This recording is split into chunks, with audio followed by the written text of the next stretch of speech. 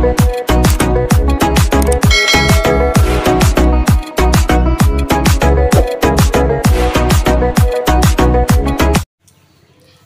Good morning বন্ধুরা, তোমরা সবাই কেমন আছো? আশা করছি তোমরা সবাই ভালো আছো।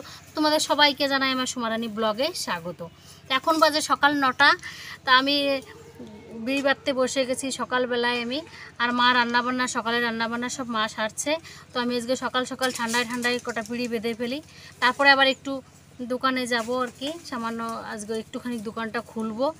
তো তোমরা সবাই সাথে থাকো, পাশে থাকো, আর সুমারানী ব্লগটাকে অবশ্যই সাপোর্ট করো, লাইক করো, কমেন্ট করো, শেয়ার করো। যারা এখনও আমার সুমারানীর ব্লগটাকে সাবস্ক্রাইব করোনি, প্লিজ তারা সাবস্ক্রাইব করে দাও। তাই দেখো আমি বিড়ি বাঁধছি, বিড়ি কী করে বাঁধতে হয় সেটাও তোমাদেরকে দেখাই আমি। এই দেখো কী করে ব্যাচ দিতে হয়, দেখেছো?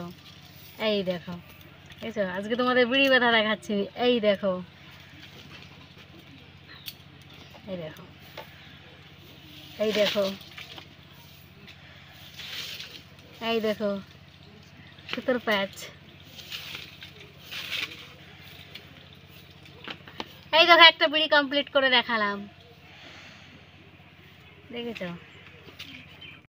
তো বন্ধুরা এখন অনেক বেজে গেছে। হ্যাঁ, আমি দোকানে এসেছি, চান দান সেরে টেরে সব খাওয়া দাওয়া করে আর কি দোকানে এসেছি আমি। আর এখন অনেকই বেজে গেছে, তাই 12টা বাজতে গেল। তো আমি দোকানে এসেছি, হ্যাঁ দুটো জামা বেচেছি আর কি, বাচ্চাদের জামা কাপড় দুটো বেচেছি। আর আমি দেখো দোকানে এসেও বসে নেই কিন্তু। হ্যাঁ এই দেখো, এই দেখো এই 2 প্যাকেট বিড়ি বেঁধেছি। তারপরে এই যে বিড়ির পাতা, প্যাকেট সব কিছু নিয়ে এসেছি। এই যে খাবার জল টল ব্যাগে ভর্তি করে এনেছি। তো দোকানে এসে আগে আমি ঠাকুরকে পুজো করেছি। দোকানে এসে ঠাকুরকে পুজো টুজো করে তারপরে ঝাড়টার ভালো করে আগে দিয়ে টিয়ে তারপরে আমি বসেছি আর কি। তো দোকানে একটু মানে অনেকটাই দূর আর কি, হেঁটে আসি তো কষ্ট হয়ে যায়। এখন তো আর স্কুটিও চালাতে পারবো না, সাইকেলও চালাতে পারবো না, স্ক্রুটা এখন আমার পড়ে থাকে। তা আমি এখন দোকান করছি। দেখো এখন আর দোকানে মাল নিয়ে আমার তেমন একটা, অল্প মাল আছে। এই দেখো, দেখেছো? দেখো অল্প কটা শাড়ি আছে, অল্প গেঞ্জি, অল্প জামা কাপড়, সব অল্প অল্প আছে, তুলি না। এখন আমি মাল কী করে তুলতে যাব বলো এই অবস্থায়? হ্যাঁ, আর আমাদের এখানে হাট আছে বেতাই দেবনাথপুরে। ওই হাটের মাল আমার পছন্দ হয় না, তেমন একটা ভালো কোয়ালিটি হয় না, আবার দামটাও বেশি এসে যায়। তা আমরা তো কৃষ্ণনগর থেকে মাল আনি, আমি আমার বর যাই মাল আনতে। তারপরে আবার যখন আমার বর যেতে পারে না, আমার শ্বশুরকে নিয়ে যাই মাল আনতে। তারপরে এদিকেও বাইরেটা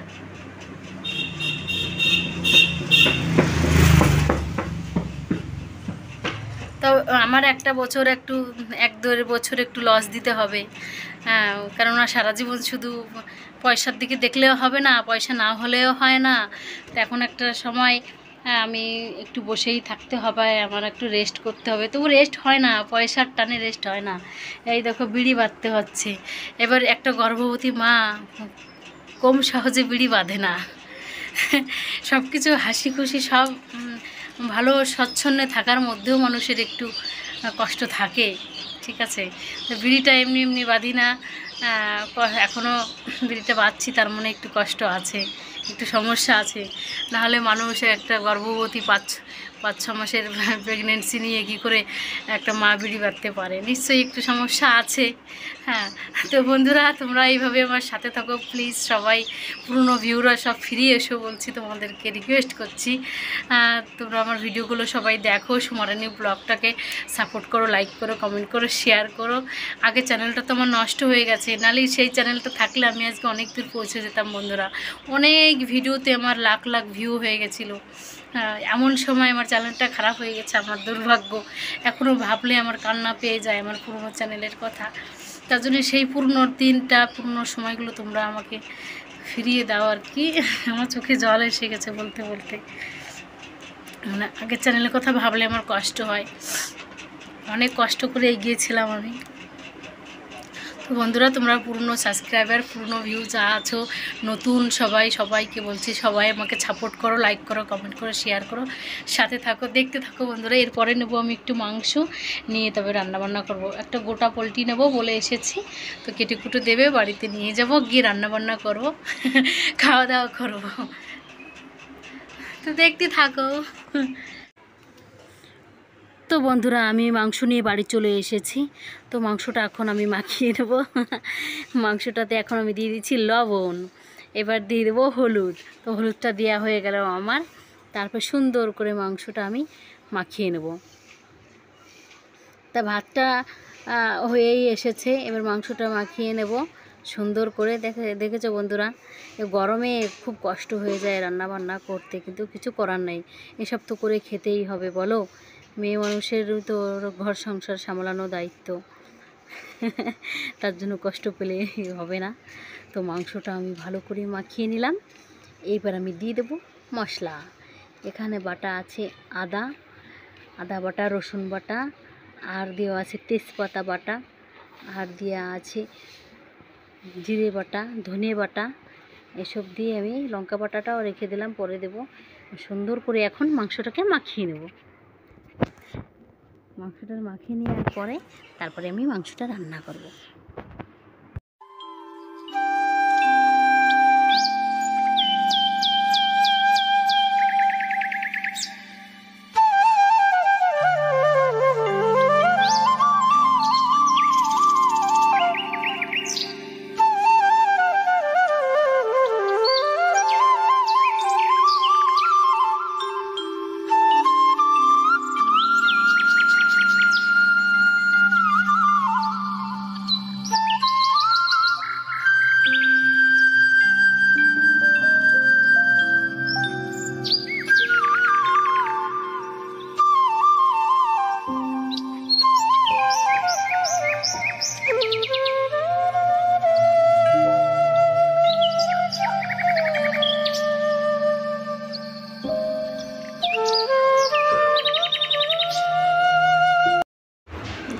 তো বন্ধুরা, আমার মাখানো টাকানো হয়ে গেছে। এখন কড়াইতে দিয়ে দিচ্ছি আমি তেল আর জিরে দিয়ে দিচ্ছি। এখন দিয়ে দেবো পেঁয়াজ।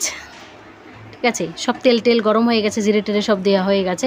তখন পেঁয়াজটা আমি দিয়ে দিলাম বন্ধুরা। তো আমি এখন ভালো করে ভেজে নেব পেঁয়াজটা, সুন্দর করে কষিয়ে। ঠিক আছে, সুন্দর করে কষানো হোক। তো কষিয়ে নিচ্ছি। গরমে খুব গরম, কষ্ট হয়ে যায়। পেঁয়াজটা ভালো করে কষাচ্ছি আমি। তো ওই পাশে আলু ভাজাও করে রেখেছি আমি মাংসতে আলু দেওয়ার জন্য। তো আমার পেঁয়াজটা লাল লাল হয়ে গেছে। এখন আমি ছেড়ে দেবো মাংসটা।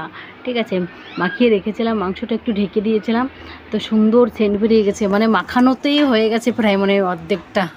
এত সুন্দর সেন্ট বেরোচ্ছিলো না, মানে খাওয়ার আগে সেন্টই খুব ভালো লাগে মাংসের, মানে মাখানোর সেন্টটা। তো আমি সুন্দর করে এখন মাংসটাকে নাড়িয়ে চাড়িয়ে নিচ্ছি। তো মাংসটা ভালো করে এখন আমি কষিয়ে নেব।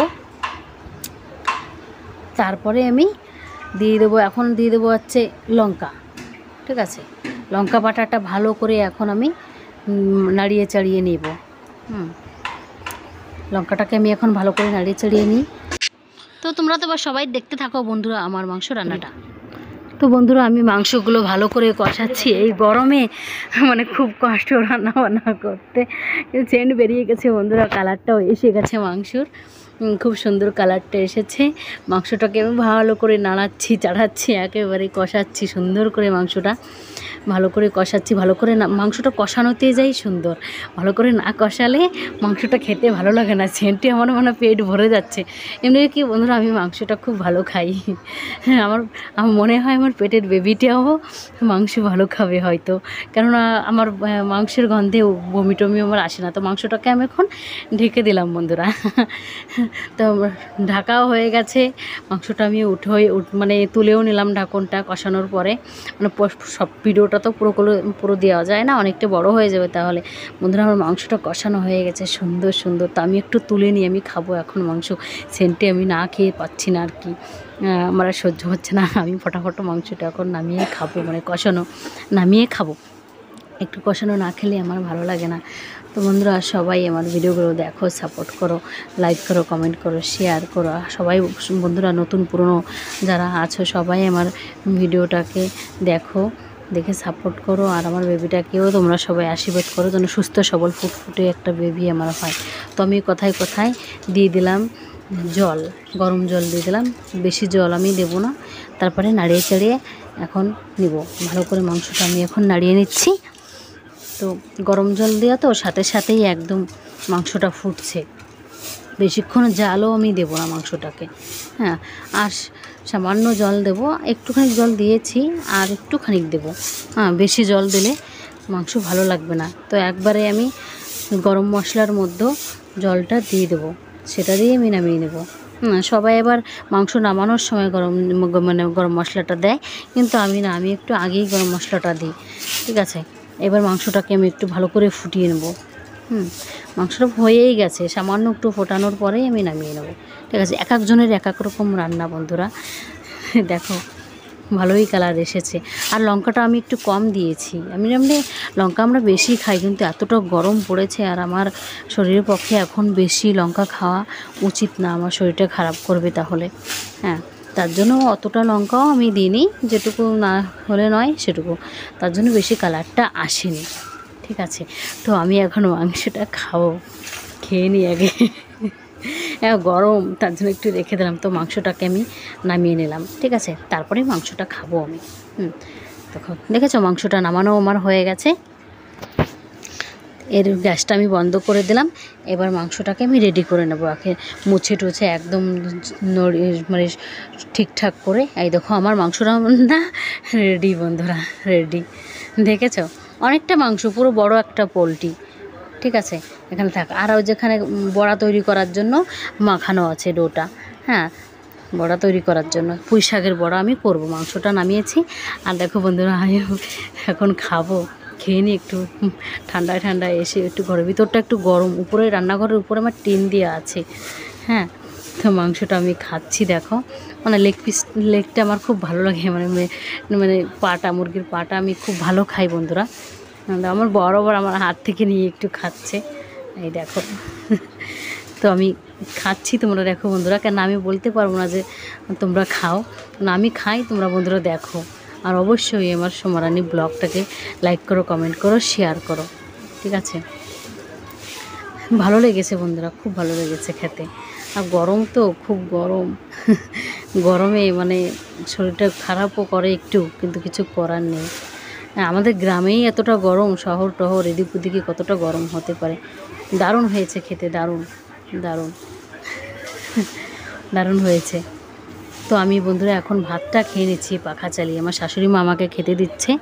তো আমি ভাতটা খেয়ে নিচ্ছি, আগে পুঁই শাকের পাতার বড়া দিয়ে খাচ্ছি, তারপর মাংসটা আমাকে দিচ্ছে। দেখুন বড়াটাও খুব সুন্দর হয়েছে, মুচমুচে চালের গুঁড়ো দিয়ে। মানে মা আমাকে আরও মাংস দিতে চাইছে, তা বলছে না না আমি আর খাবো না, অনেকটা খেতে পারি না বন্ধুরা, আমি একটুখানি ভাত খাই, বেশি খেতে পারি না। আবার মানে ঘন ঘন খিদে পেয়ে যায়। হ্যাঁ, ঘন ঘন খিদে পেয়ে যায় আমার, তবুও আমি খাই না। একটু ফল টল এটা ওটা খাই, কিন্তু ভাত আমি দুবারই খাই, রাতে একবার রুটি খাই।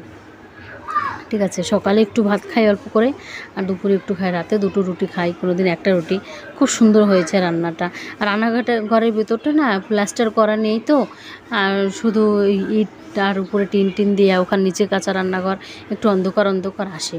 আর ঘরটা সব ঠিকই আছে, রান্নাঘরের উপরে টিন দেওয়া, আর সব জায়গায় পাকা। খুব সুন্দর হয়েছে খেতে সব মিলিয়ে। তোমরা সবাই লাইক করো, কমেন্ট করো, শেয়ার করো। Tata, bye bye.